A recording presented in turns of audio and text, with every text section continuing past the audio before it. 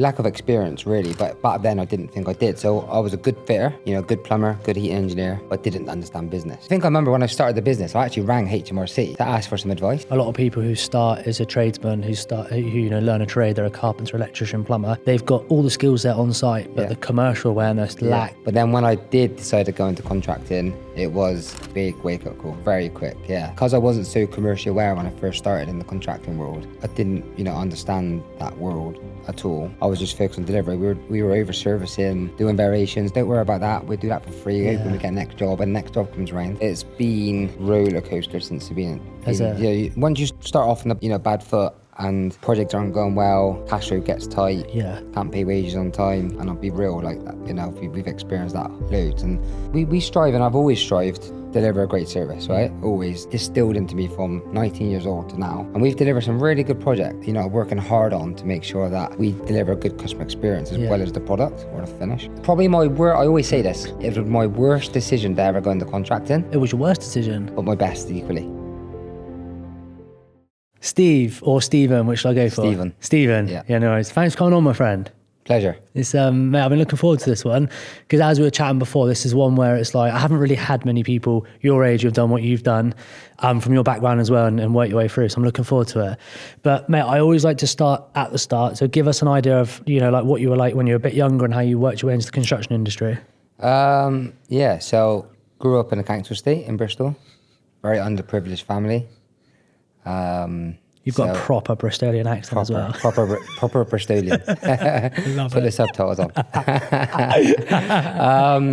So I don't want to delve too much into the sort of childhood, but give you some concept of why I've been so driven. So like I said, grew up in a sort of underprivileged family in a council estate, and growing up through my childhood, never had the privilege of pocket money.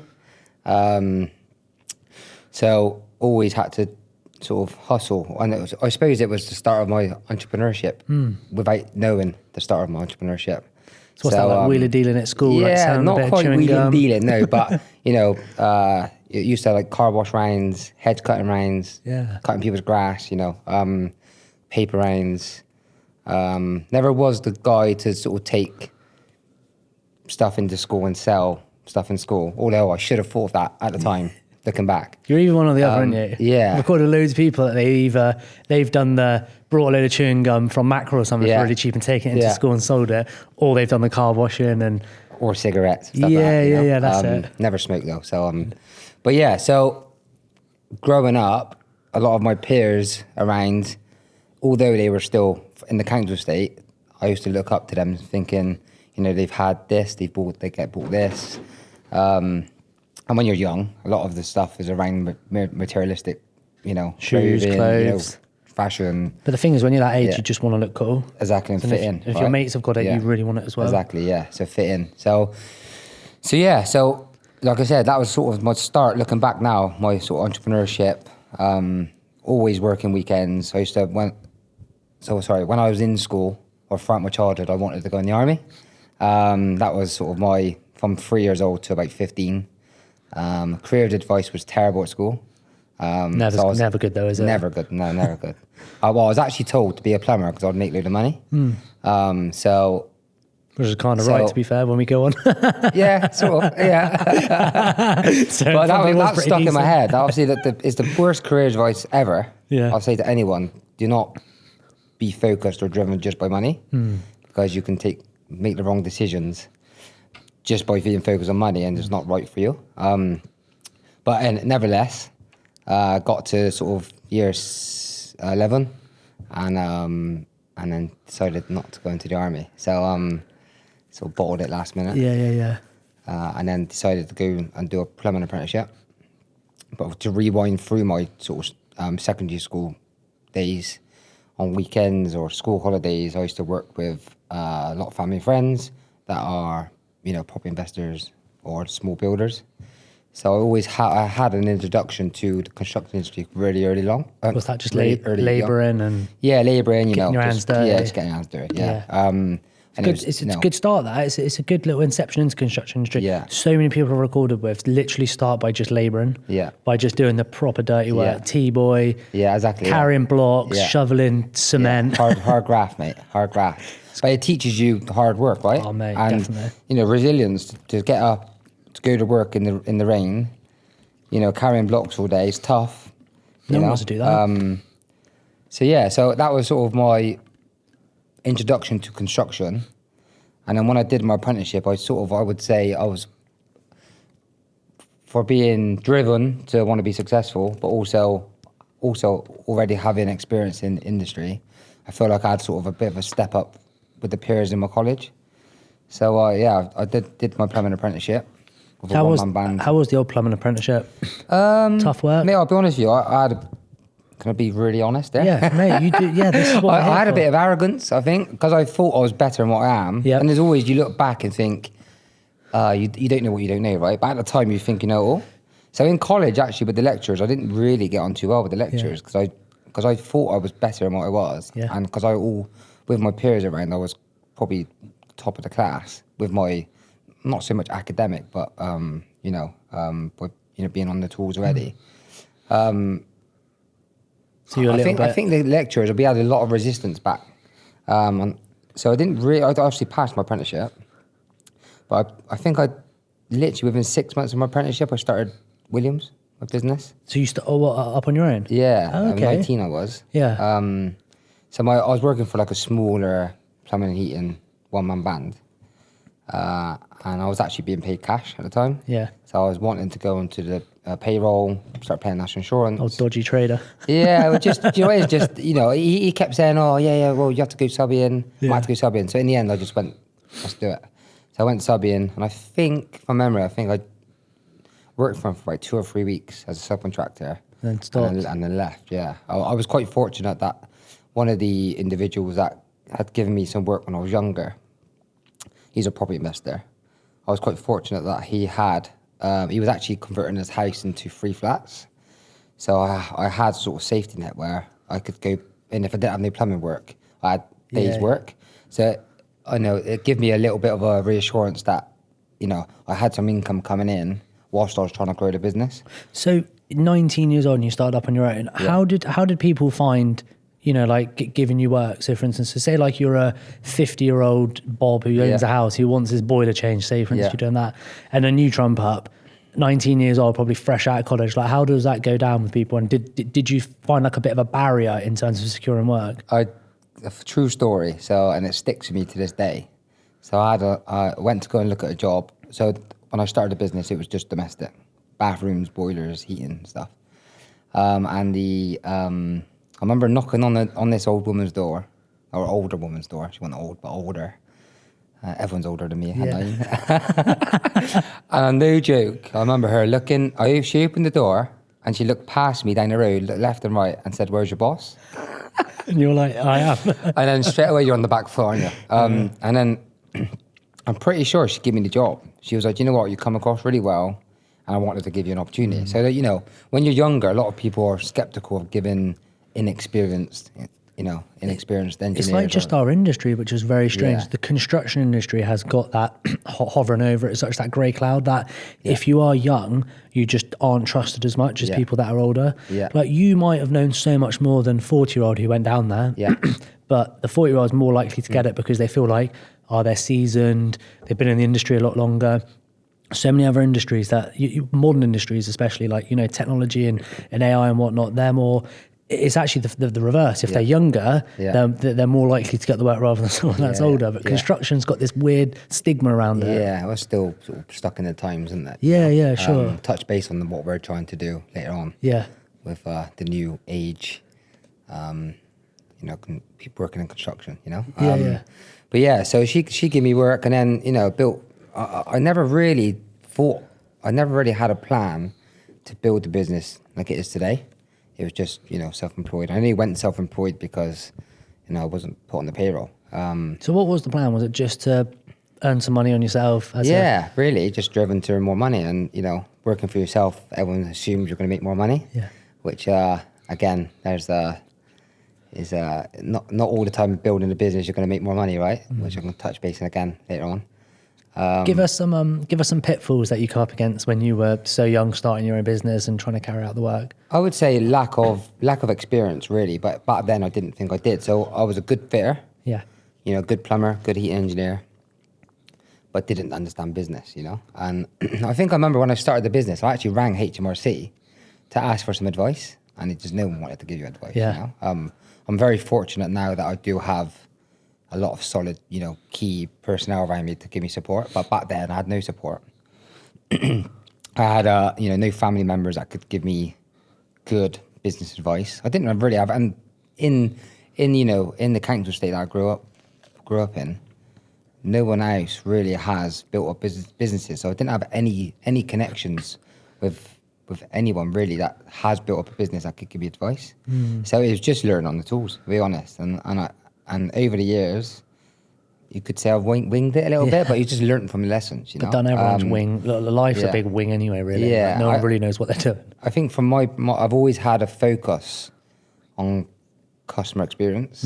I think that I knew that early on. When you're providing a service, or if you're in a service-led business, it is, your customers paying your bills, right? So you have to be obsessed by the customer and obsessed with the experience you're providing. Do you think that's or two questions I've got actually. I'll jump back to what you said a minute ago, whereby a lot of people who start as a tradesman, who learn a trade, they're a carpenter, electrician, plumber, they've got all the skills there on site, but the commercial awareness lacks. It's something that's what I've noticed. I don't know what you think, but something that I've noticed is really, it happens all the time in our industry. It's paramount in our industry. Yeah, I would say slightly depending on what sector you're working in. So obviously we started off as a domestic plumbing, heating engineer, or bathroom fitting company.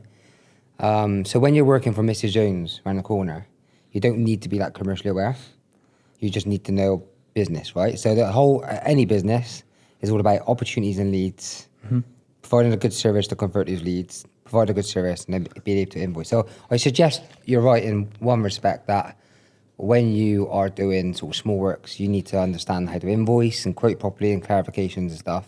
Which again, that's lots of lessons learned. But when you are into the contracting sector, I think you are, and we are now. Yeah. When I touch base, I don't know if you want to jump on it now, but yeah, go for it. So to give you sort of a backdrop of the business, basically, I think I was running as sort of small works, or we'll call it small works, but domestic business for probably about 6 years, I would say. Maybe a bit more. Maybe was 8 that years. just on your own? No, to be fair, it was quite early on. I had an apprentice. Probably 2 years. I took an apprentice because doing it all yourself is quite hard work. So having an apprentice is with you just to help carry tools and and I was I think I can't remember dates now, but I think it was like good 4 or 5 years, and then I decided to take a break. Went to Napa for a season. So get that out of my system. It's got to be done. Had a party season. And then come back. And at that point when I come back, I was like, right, cool, I'm ready. I've got out of my system. I'm ready now to kick back on. And then at that point, I then started thinking about employing people, thinking that the more people I employed, the more money I'd make. How wrong was I? Common misconception as well, isn't it? Yeah, it's for what sure. people think. I think it's almost like, not saying this is for you, but a lot of people, it's more like their ego. The more people they've got employed, the better they look. Yeah. In front of different types of people. Of that as well, to be fair. Yeah, which is fair. Everyone is. Yeah. Everyone's got ego anyway. Ego is what drives us at the end of the day. I think it's that perception, right? You're trying to always create that perception, and we all do it. You're trying to look like you're bigger than what you are to get the next opportunity that's going to grow your business if you're looking to grow, right? Yep.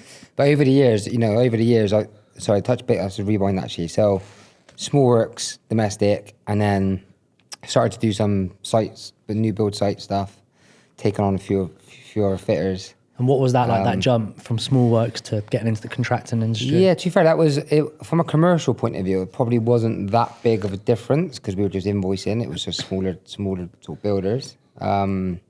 Wasn't so much contracting like tier 2, tier 3 contractors. It was just small builders. Yeah. So they weren't commercially aware themselves. Yeah.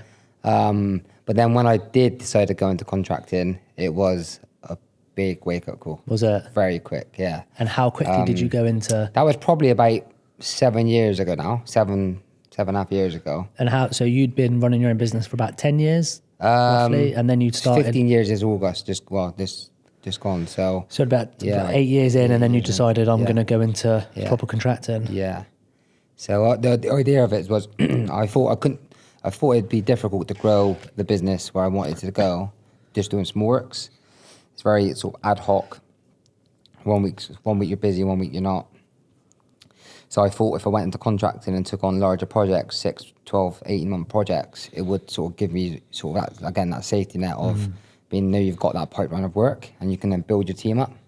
But I went in to the contracting world with just a delivery mindset, service delivery.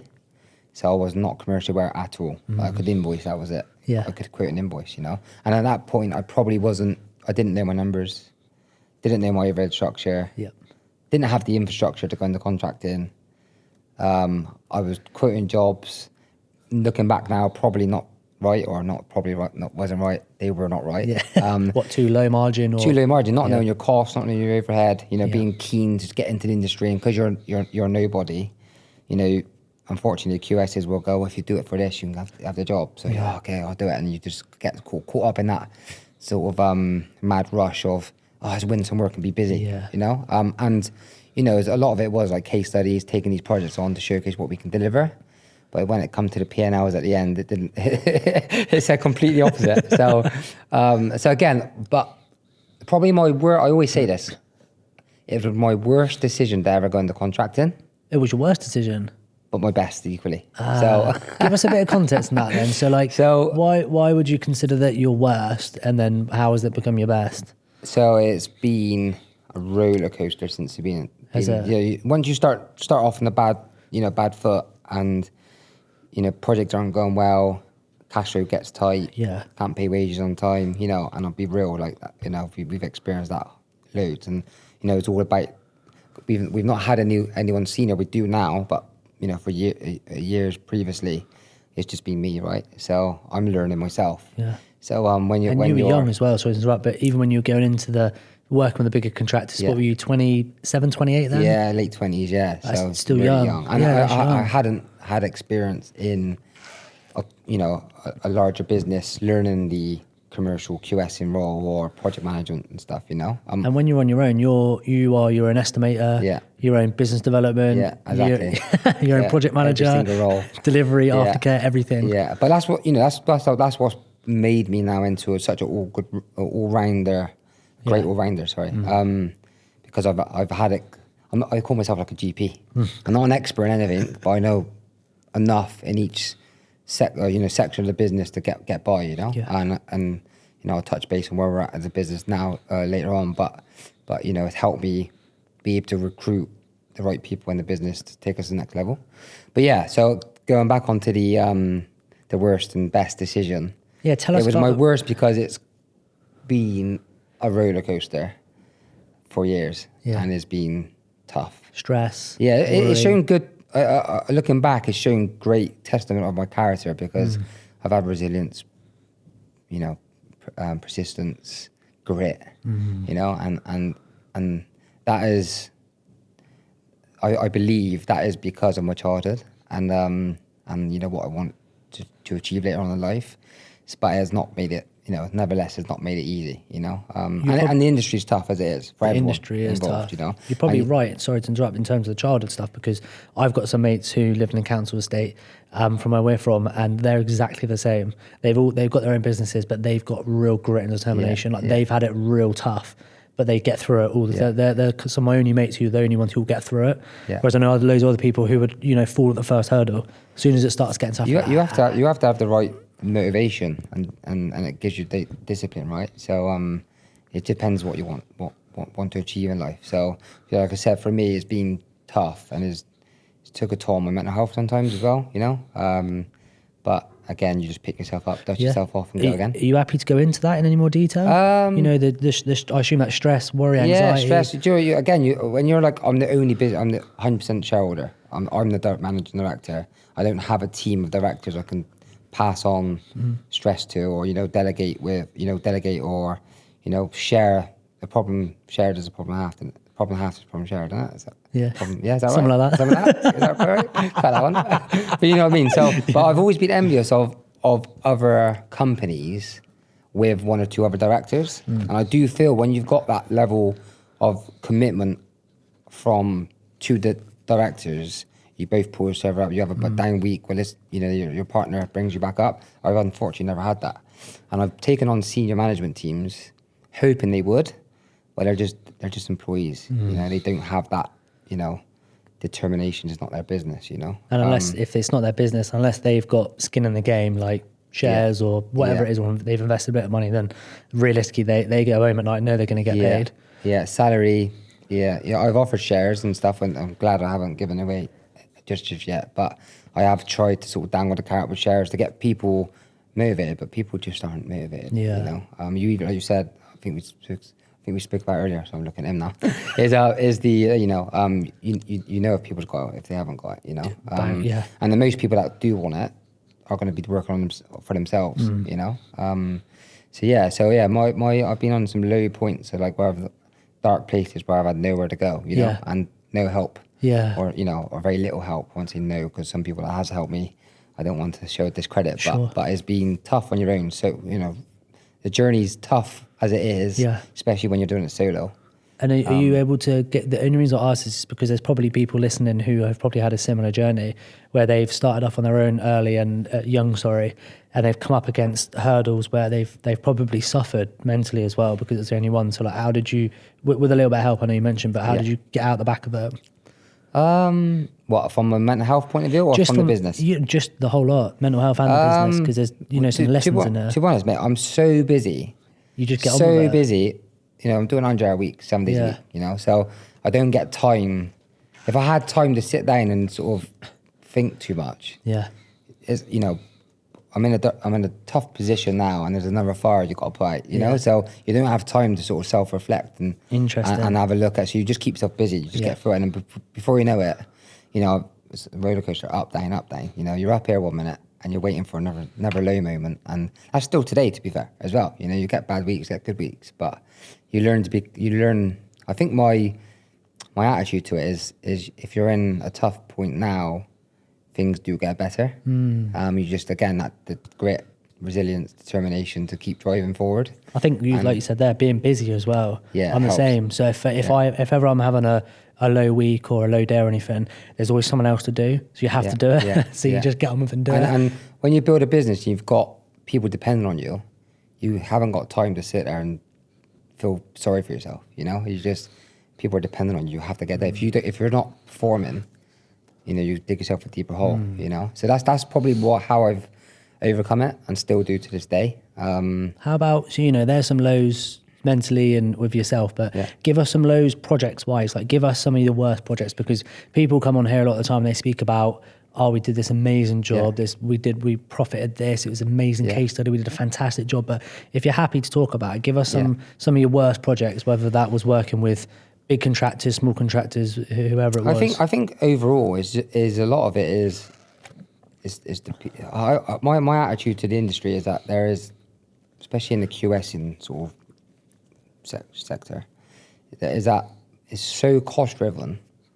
You have QSs that are working in these businesses that are not spending their own money, whereas my livelihood, and they're not paying you, but they're doing a job for their employer, or, the company they're working for.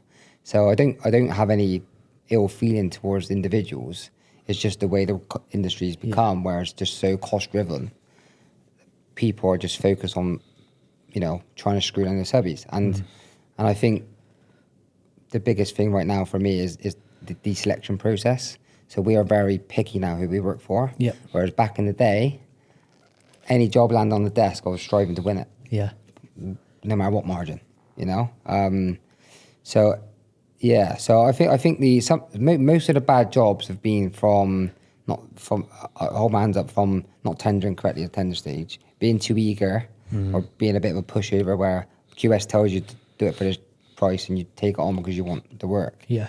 But I just think that's part of learning, you do that once and you go, that's not going to happen again, Yeah. you know? And because I wasn't so commercially aware when I first started in the contracting world, I didn't, understand that world at all. I was just focused on delivery. We were over servicing, doing variations. Don't worry about that. We'll do that for free. Yeah. When we get next job, and the next job comes around, and you don't win it. Yeah. And you're like, Christ, like, what have I done that for? It's a harsh lesson, isn't it? I spoke with a lad called Paul Hemming, who runs a company called, a software company for QSs called C-Link. And he's got his own podcast, and he said that the main, one of the biggest negatives about the QS side of the industry, the niche side of it, is that all that they're measured by is just how much money they can save the company. That is it. Yeah. And if that is all they're ever going to be measured by, that is all they're going to do, and the industry will never get any better. That's all they're there for, is just to save the company money, is to screw people down, nitpick over variations, nitpick over linear meterages or square meterages, whatever it is. And that's all they're measured on, and that's it. Yeah. So I was quite fortunate that I sort of brought my best friend. I won't say the names, but he knows who he is, and I won't say his name because I don't want other companies, the other companies he worked for. But he's worked for some big global tier ones contracting businesses in the rail industry, not in construction. But there's so many similarities that you can cross over.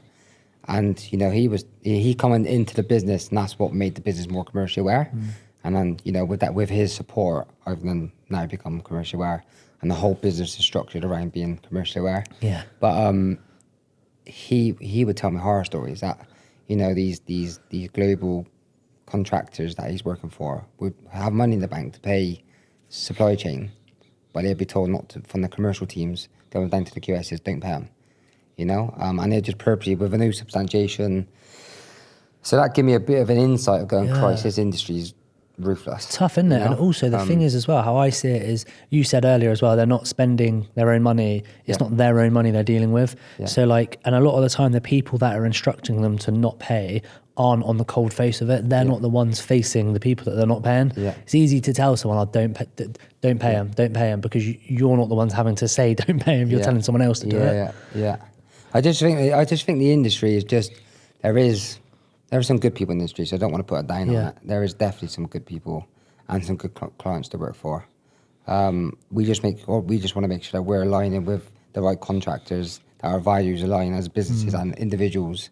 And if you're not striving, it's a tricky one, because when you're trying to keep that hopper filled with opportunities, you're going out to lots of new clients. You don't know how they work. So I'm not going to say we're going to be not working for people that don't align with our values, but we definitely want to be more picky. But also it's like, I don't know what it is. It might just be, well, I've only ever worked on construction, so I only know our industry, but it's so hard. It's so difficult for the likes of you and I to say no to work. I don't know what it is about it, but I hate saying no. I always say now, the projects you say no to are the projects that make you money. Yeah. Because you say yes to the wrong project and it wipes all your profit out for the whole year. But it's still hard to say no, isn't it? You know, when you get the phone call, and even I'll say no now, but I even get the ooh. But it's like, nah, we can't do that because of X, Y. You need to stick to your principles and know what your boundaries are now. Like that's something I've learned over the years. So give us some of that. So there's some the lows, but give us some highs of your business, the plumbing and. So the highs, I would say, obviously we strive, and I've always strived to deliver a great service, right? Always, and that's distilled into me from 19 years old to now, and we've delivered some really good projects, and you look back and the projects you do. When I say deliver a good project, the finish is good. Yeah. Sometimes the experience hasn't been so great, but the product's been good, or the finish, and that's something we've worked on, working hard on to make sure that we deliver a good customer experience as well as the product or the finich. But yeah, I think for me, it just is. For me, my biggest thing is when I was younger, we had lack of opportunity, and I'm most sort of, I wouldn't say grateful for the business, but I'm most. My thing is giving opportunity. I love giving people opportunity, whether you're an apprentice or even time served fitter. I feel like we're creating a great business model here where company culture is great. Everyone enjoys coming to work. There's some cohesion and unity, and I feel like to overcome the challenges in the industry, you don't have to be that much different than your other competitors. because everyone's just vanilla. Yeah. Yeah, no one raising the bar. Whereas So in true. tech, I'm not really into tech, but I've, sort of, I've had a bit of engagement with tech, and you have to raise the bar to have a competitive edge. And I feel like the industry right now is just, like I said, vanilla, boring.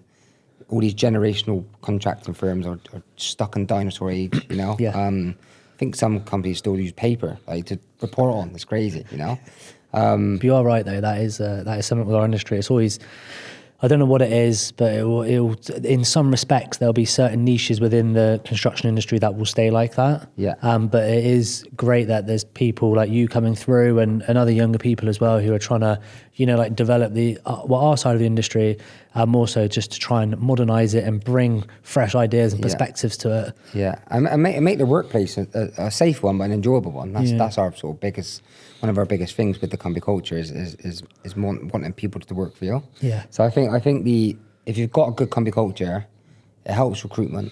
You recruit the best talent, whether that's on-site fitters or office or back office or management, and then off the back of that, opportunities come.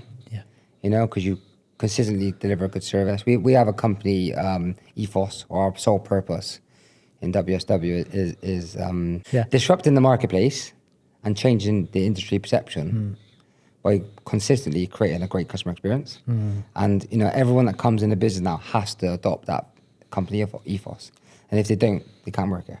So because you've mentioned it so many times already in this podcast about customer experience and delivery and providing a service, like why have you got such a drive behind that, and where's that come from? Because there's a lot of contractors in our industry who are just get the job done, get paid, and move on.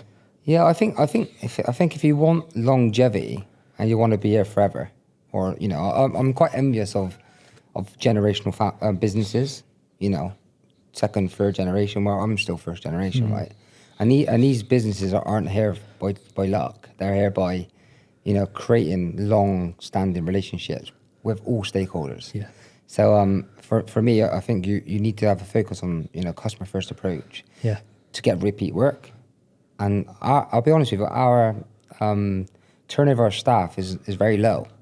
Once the people work here and they believe the direction. I'm not saying we're 100% there yet with everything we want to deliver as a company culture, but we are striving to be better every day. And I think if you can retain good talent and retain a good client base, then that's the winning formula, right? Yeah, and also like the service side of things, that's probably one of the only differentiators between contractors out there. So if you've got your business, then you've got another M&E business, mechanical business. In theory, on paper, you're both providing the same thing. So is it that Simon Sinek? Yeah. The why, how, and what. Yep. So everyone knows their what, and it sounds cliche, and I'm not trying to coach Simon's golden circles, but it's so true, right? Yeah. Most people know what they do and they stick to what they do. And what you get in the industry is, and unfortunately, is you get really good tradesmen start up on their own, but they have no business acumen whatsoever. And when you say about commerciality, I say more business acumen. Like you don't understand business, you don't understand marketing, they don't create content, you don't understand about filling that hopper up to create opportunities. You're being crazy on numbers and data. What's our opportunities like? What are we converting? What percentage are we converting? Yep. What's our sweet spot? And business people they're very good tradesmen, but they're just not business people. And this is why a lot of smaller businesses don't survive, because they trip up because they don't have the expertise to run a business. Yeah. I've always said, and no, I'm not discrediting one-man bands. No way am I. But I've always said to anyone, like, I don't get why. Back in the day, everyone used to be employed. Back before I was on the tools, like way before I was on the tools. Nowadays, everyone wants to be self-employed. Yeah. And essentially, you get a lot of self-employed fitters, and I say fitters because we do mechanical, electrical construction, and they want to be self-employed, but they act like an employee. And I don't really get the concept of it. I just thought and the industry is not really now set up for people wanting to be employees. you know. Right. But I won't delve into that today. But no, HMRC will be on my back. But Yeah, I was thinking the same. I was thinking I don't want to talk about. But you know, most people want to be self-employed, and you know, we've got some real great fitters in our business that are supply chain to us, and they are self-employed, but they, you know, they don't act like self-employed. Yeah, fitters, you know? they're employed, not employed. Yeah, exactly. We encourage. You know, we make sure that they're trying. And what's good with us is that we encourage growth. So, I don't know, especially me, and obviously, hopefully it ripples through the business. But I encourage growth. So if someone was to put a notice in today and said, right, I'm going to work for myself, I would congratulate them. Yeah. You know, and someone stuck with me before. I can't remember who said it before, but someone said to me, you always want your staff to do well, but not as well as you. Yeah, I've heard that before. That is crazy. Like that mindset is crazy. You know, I encourage growth. I want everyone to do well. Yeah. Because if someone was to leave now and be ready to go and work for themselves, we've benefited from that time. Yeah. And I know, and I think, you know, I wouldn't say I'm spiritual, but I'm definitely, you know, karma and stuff. But I definitely believe in what you put out in the world, or what you put out, it comes back round. Yeah, I'm with you on that as well. I've been working with, I don't know if I told you, but I know you've got a business coach, but I've been working with a coach, he's not a business coach, but he's more like he's actually helped us implement some system and processes, but before that, he was like life coach as well. Okay, he came on the podcast. His name's Wes Harnett. He ran a D&B company called Clio. Okay. And he has instilled into me that whole knowledge of what you said there about whatever you put out into the universe, attracts back to you. Yeah, it truly does. So true. True. No, I won't dive into that because that's a complete another podcast for itself. Okay, but fair. I know what you mean when you say, like, if you do want others to do well as well, then and you're not necessarily doing it from a selfish perspective that you're thinking, if I put out good, I'm expecting good back. Yeah. But it's more just putting out good that the universe might return something back. Yeah, exactly. Yeah, and I think I fell out with, I won't say again names, but there's one, you know, competitor of ours that we went to college together, and you know, I was always domestic, he was commercial, and his business, they've done exceptionally well as a business, and you know, we're similar ages, right? So my mindset's always been, I want people, especially people our age, to do well, and we should be all supporting each other, learning from lessons and sharing information. But unfortunately, you know, the businesses haven't seen eye to eye because I've sort of encroached into the contractor world. But which is unfortunate. But for me as a person, I am very much wanting everyone to do well, you know, and it does come full circle, right? So we've had some people leave us to go and start their own businesses, and then come back. Yeah. You know, and I think if you do things the right way, and you know, I think my biggest thing in the industry is the lack of you know, people aren't ethical enough. You know, it's so cost driven. Yeah.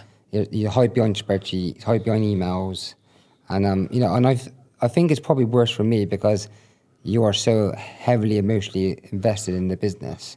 It is my livelihood, you know, and when you're grinding out year after year and year, and it's, you know, there's no light at the end of the tunnel, it's very tough or very difficult to not react in an unprofessional manner. And I've learned that a lot. So back in the day, I probably used to fly off the handles a lot more than what I do now, you know. But I've become a lot more sort of calm with it, and you know, professional, stoic, and I think I was probably not ready for the shock of the lack of, you know, honesty and, you know, like people being ethical, you know. It's very unethical, isn't it? Don't get me wrong. There are some people with fantastic ethics that I've worked with people and still work with people now who are amazing people. They run great businesses. I think you can though. You don't have to be that monster to be successful. I think if you be a good person, people want to work with good people. And if you're a good person, you will get work and you will attract good talent. I think, you know, and I think you as a sort of, you know, there's no I think really like a hierarchy in the business. Flat organisational structure. Flat organisation, you know, with any of our sort of company alignment days or workshops, I sort of almost compare the business structure to a football, rugby, or any team or sport team. You know, everyone plays a key role no matter what you are. Obviously, there needs to be some kind of, you know, authority with, you know, if you've been asked to do something like that. But everyone plays a vital role, whether you're an apprentice, MD of the business, everyone's important, right? Yeah, but it's a very archaic and old school approach that there's got to be hierarchy within the business to enforce, like this structure, and this is how you've got to do it. Only directors can implement that, and only you've got to listen to me to do that. Whereas and a modern business structure, and it is a flat organizational structure that everyone pitches in. Like you said, there's got to be senior management. There's got to be some figure of authority who trying to guide and lead things. Otherwise, it's just like semi-organized chaos going on. But I do get what you mean, because also like it's almost like that's the way the world's going in general anyway. Yeah. Because no one really wants to go to work anymore and just be, like under a microscope and be shouted at. They all want to feel like they're playing a role and feel involved in it. Yeah. And it's a good testament to the culture of the company as well, if people can feel like that at work. They need to feel valued. Yeah. But then that sort of trust that trust is built, people can't be, I like to trust everyone, but early on in the business, you are sort of telescope eyes, seeing how they're delivering. Yeah. And then you build that trust. People then like that sort of freedom, flexibility, but it, like I said, it has to be built on the company culture has to be built on trust as well. Yeah, that's right. Give us an idea of so that's your contracting business. Yeah. But you do other bits as well. Like I know you do development, and there's other things that you do. So like, tell us where and when you decided to move into some property development and commercial development, and how did you find balancing the contracting business and also running that at the same time? I think before we get onto that, I think. Just to touch base, so we started off as a plumbing firm, then we went into sort of mechanical engineering, then brought the electrical in-house, so we're M&E, and we've been M&E for some time, for 6 years now, maybe 4 years, 5 years, but we were predominantly like most businesses are, you're either one or the other. We do have a new appointment in the business that is bringing some strength into the electrical side, but then again, probably 4 or 5 years, we set up a construction arm, and that was for sort of other property investors. But we were doing because I've had sort of experience in construction, we were doing like loft conversions, extensions, kitchen fitting, for like Mrs. Jones. So organically, we just set up our own little construction division. It wasn't necessarily built as a business. It was just, supply chain, managing jobs. But my biggest learnings from the industry is how you de-risk. And I've always wanted to get into property. Everyone says property is where you're going to make money. So I've always wanted to get into property. It's a natural progression from a tradesman or working in construction is going into property, I feel like, because you kind of understand the construction element of it. So you're almost halfway there as such. Exactly, agreed. Yeah, agreed. And we were working for other property investors anyway.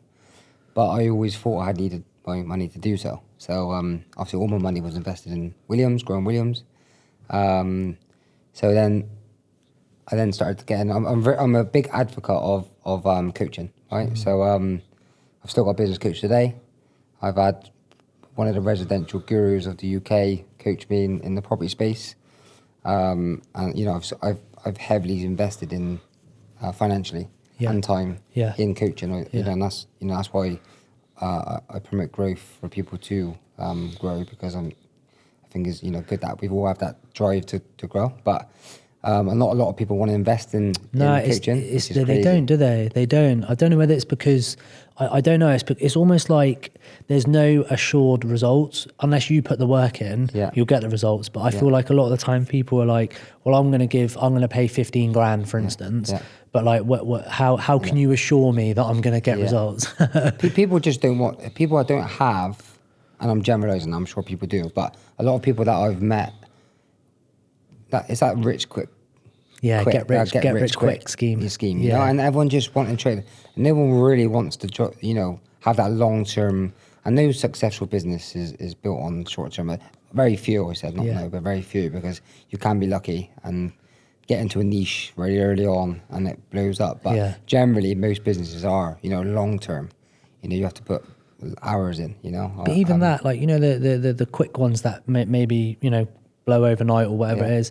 But it fell quick. That's what I'm saying. So they haven't got the Experience. the 15 years you've got from 19 starting all the way through to now. They haven't got that 15 years. So you know how to adapt and be agile in different sectors and how to operate in different industries. Whereas the other person who's done it within 2 years, they might come up against a hurdle. They're like, oh no, don't know what to do. We're too big. I don't know what to do. Right, I'm sacking this off. Let's do something else. Yeah, what did they say about lottery winners? Yeah, they lose it all. They don't lose it all and go bankrupt. Yeah. You know, that's a good example. That's a very good analogy. Actually, didn't do any research before, but it's true. You know,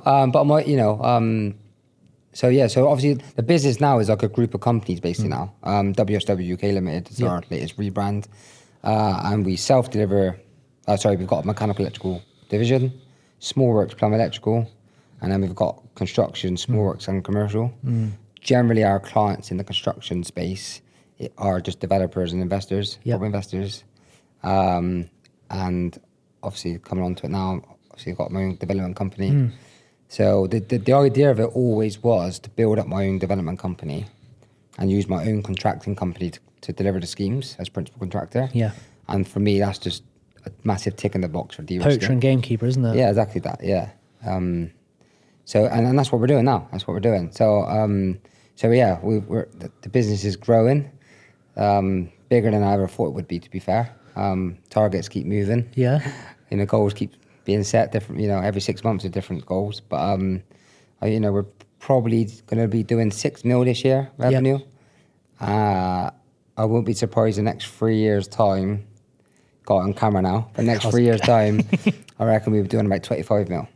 But the growth is not overnight. Yeah. This is like 15 years in the making. Yeah, of course. And before the dreaded word COVID, we were sort of new kids on the block looking to grow and scale. Obviously then March 2020 come around and then we just put the brakes on. Yep. But I heavily invested in the infrastructure. The infrastructure now is a lot better than what it was in 2020, of course, but you know, I was committed to growing the business. And then we kept the overhead structure, but we just didn't have the revenue. So we were losing money every year. And I'd rather be real on the podcast, you know. Yeah, of course. When people give you all the everyone gives it I've made this, I've made that. Exactly. But I'm sure everyone's been in the same position. We've had the infrastructure for about 3 or 4 years to be doing 5, 6, maybe 8 million revenue. But we've had, you know, when it's just me driving, like you said earlier, about, you know, biz dev, estimating. Just every role. You're doing everything. I've had some good people in the business. Some people in the business now have been there for some time and they've stuck out the hard times, which I'm very grateful for. Just want to say that on camera. I'm very grateful. But the, you know, I would say across the board we've had probably a lack of experience in all fields, and it's been me the key driver. But I think we're there now. We're ready to go. We've got all the infrastructure, got the key people in the senior management, and you know and with our development side of the business being the main client, it's just no risk. Right? So give us an idea of the type of developments you do and what you're trying to do as well. So we're specialised in commercial to residential conversions at the moment, and that's our sort of niche. And there's obviously with the world right now with lack of need of offices, and with the planning and the permit development, it's easier to get planning. And there are permit development 56 days applications. So it sort of de-risks as well. You're not going to go in for a lengthy planning application process. Obviously under PD, you need to know what the criteria are. Better tick all the boxes before you sort of commit to the project. But yeah, we're doing schemes now. You know, got one scheme now which is GDV 7 mil. Another scheme is going to be right around the same 6-7 mil. But we are working on some bigger schemes. So my goal when we set up the development company was to do big mixed-use developments. I always go big, right? 100% or nothing at all. So we are looking to do, or we're working on some schemes now, PBSA, high-rise, 174 bed, 111 bed student schemes, co-living schemes, mixed-use developments. And, our plan is to be sort of quite a well-respected developer across the UK. And I think we'll get there. We got some good people around us at the moment, which are either we're in business with as a joint venture partners, or we've got them in the team where we can lean on and as a bit more of a consultancy basis. And am I right in saying you invested heavily in that as well, in terms of the learning of the property development? Yeah. So but again, back to coaching. So I've had a lot of coaching. We are part of Developers Club as well. So that was peer-to-peer connections is important, because we're all under 40, all doing the same. We're all striving to be the same. Nice community to be part of as well. Yeah, great. It's great. Everyone that wants to strive towards the same thing, and it's great. all of a similar age as well, because I'm linking it back to construction, but I'm yearning for a community of people in the construction industry where we can, there's a group of 15, 20, 25 leaders in the industry that are 20s, 30s, and just all just catching up once a while, and just being part of a community of people, or new leaders in the industry as such. Yeah, we're the future, aren't we? Right? All the old boys are retiring, so we are the future, so we can really influence the direction the industry goes. And I think it's really important to do that, to be fair. So, give us I want to end it on a couple of things, but one thing I really do want to end it on is, say for instance, and this is primarily for anyone who's listening who might want to take, a lesson from something that you've experienced, but say for instance, there's a 19-year-old Stephen listening now who's just started their own electrical business or plumbing business. Yeah. What would you say to them? What do you wish that you did at 19 that you didn't do, but that you know now? Good question. I would probably say, and this is my opinion, doesn't have to be anyone else's, but I wouldn't advise growing the business unless you're looking to exit. Or have the business in a way where you've got layers of management that you can exit. I think the risk, the hard work, you could put as much hard work into being an employee of a business and probably get rewarded more. Everyone has this stigma of being self-employed. I can take holiday when I want. I'm my own boss. I can manage my own diary, but you don't really. You've got clients you need to deliver service to. So I've never really understood the concept of people wanting to have one-man band businesses with the risk exposure, and lack of reward. There is a reward sometimes, in my opinion, as well, but there's a risk of not having a reward. Whereas I feel like if you show commitment to a business, but you have to be working for the right business. You need to work for a business that is, or that are striving to create a culture that you're valued and you feel part of the team and you are rewarded, Whereas, but from a 19-year-old looking to start, I would say definitely reach out to other people that's been there and done it, and get yourself in rooms that you might feel uncomfortable in. But really, I've what it is, growing up, and I'm still relatively young now, but I've always had, because I've had a good work ethic. I've always been very mature. I'm saying I'm going to mature, but I like to think I'm quite mature.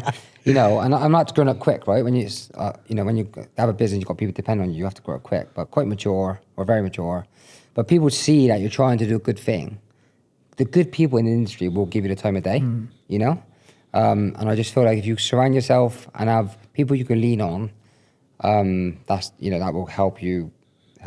Hence why I've done coaching. Yeah. I spent a fortune on coaching, but the purpose of that was to de-risk and speed up the process. I'd probably say that. And then last one I'll leave it on, what's the plans with, the Williams, yourself, and Abode & Co, isn't it? Yeah, Abode & Co. So what's the plans going forward? What do you want to get to? So I love diversification, right? So in either world, Abode & Co, my development company, will be the only client of WSW, and we would act as a principal contractor, self-deliver the M&E, and that would be utopia, right? That would be the purpose, the best solution, but I understand that isn't real, So, I feel like us working for good clients that align with our values, as a principal contractor, it's quite confusing because of layers. So the principal contracting side of the business, I'm only really looking for clients that are developers themselves. We don't want to be a main contractor, really. We just want to be a delivery partner of developers. But our M&E business, we are actively looking to onboard more clients. Yeah. Big biz dev push right now. Yeah. And that's sort of, if you imagine like principal contracting arms here, that's one side of the business, and we take that package on and self-deliver the M&E in-house, and probably the biggest risky package you could probably answer this, or you can actually, I'll ask you, what's your biggest risk of a package? What, in terms of... For your fit-out company? For a fit-out company? Yeah. What, is if I was to individualize packages down into and like... What's your biggest risk? What do you mean? Like, what's the biggest risk in terms of what trade is the biggest risk? M&A. Yeah, without doubt. So I feel like we've ticked that risk. And the reason why is because it's it's usually the biggest package. The biggest package, but also if some things go wrong, they go very wrong. It's true. Know? If you've got a decorator, not a very good decorator, that comes in, well, you can just repaint the walls again. Yeah. If the design's not right, you've got issues, you generally don't know until the buildings become operational. And also it's all it's covered. So as soon as you're covered, that's very difficult to go back. Yeah. Whereas if you're, if there's the joinery packages, for instance, and you've cocked up a kitchen or a couple of doors, you're like, well, replace those. I'll just replace the doors. Yeah. So I feel like my sort of whole journey has just built me to be resilient, but also to be risk adverse. Although I do have a high risk threshold. Yeah. Obviously, I wouldn't be in business if I did. Yeah. But I love the de-risk, and I love diversification. Hence why we've got loads of different businesses within the group structure, to bring in different revenue streams. But it's challenging. Yeah, I'm not surprised, mate. You've done incredibly well. Mate, what are you, 30? 34. 34? Yeah. Mate, you've done so well for 34. Thank you. Really have, mate. I'm super impressed, mate. Really impressed. But, mate, thank you so much for coming on today. Pleasure. And sharing your story. Hopefully I didn't come across too nervous. No, mate, not at all. Not at all, man. No, not at all. And, thanks for sharing your story. And, might be people listening out there who are younger tradesmen who are thinking like, oh, maybe I should do that, or I should do this, and I can achieve that as well. Yeah. And mate, I'm sure it will go well for you in the future. Yeah. Just to finish. Go on. We're on a big biz dev push. Yeah. So any contractors that are looking for a good, ethical M&E contractor across the UK, you can get more details in the link, maybe. Yeah. Yeah, of course. And also anyone looking for a good company to work for, we're on a big recruitment push as well to onboard some more key talent. Hopefully someone comes into you, mate. Yeah, exactly. I'll put the link in the description, my friend. Cheers. Nice one, mate. Thanks for coming on.